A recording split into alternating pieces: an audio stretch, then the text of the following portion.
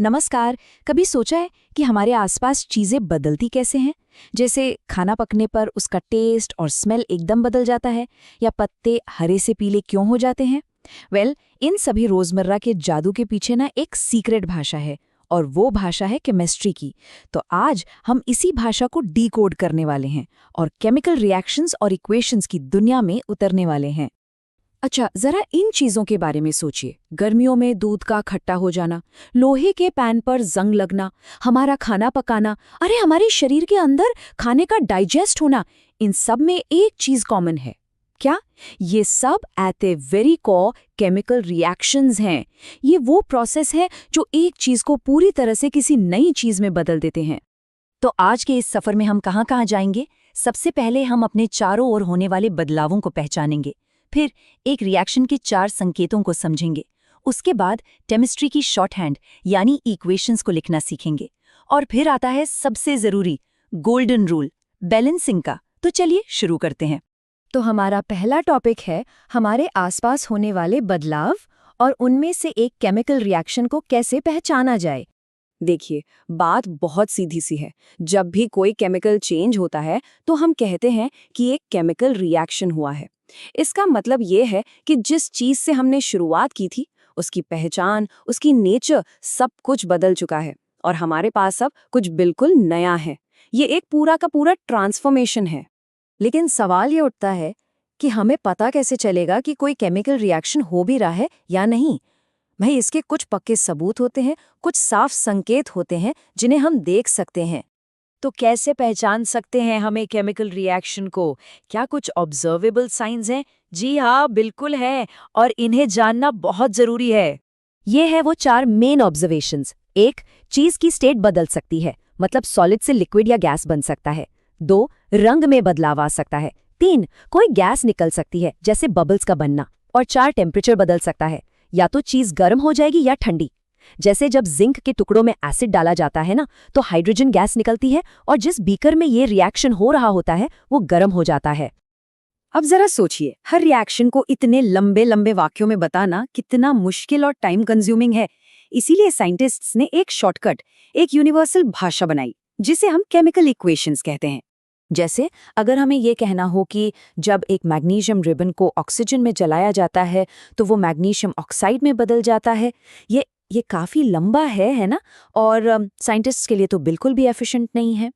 तो इसे छोटा करने का पहला स्टेप है वर्ड इक्वेशन।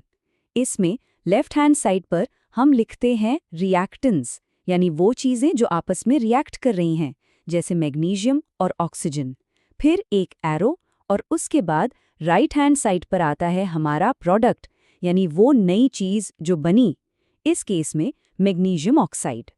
और इसको और भी छोटा और भी पावरफुल बनाने के लिए हम इस्तेमाल करते हैं केमिकल फॉर्मूलों का। Mg+O2 gives MgO। देखिए कितना साफ और सटीक है।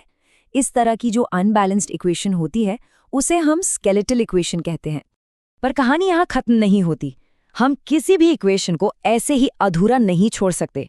हमें केमिस्ट्री के सबसे बड़े, सबसे फंडामेंटल नियम का पालन करना होता है, और वो है बैलेंसिंग का नियम। ये लॉ कहता है कि किसी भी केमिकल रिएक्शन में मास को न तो बनाया जा सकता है और न ही खत्म किया जा सकता है।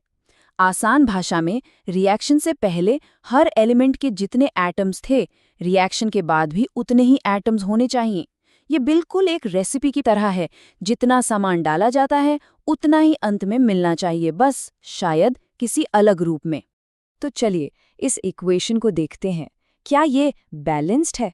यहाँ आयरन यानी Fe पानी की भाप यानी H2O के साथ रिएक्ट कर रहा है।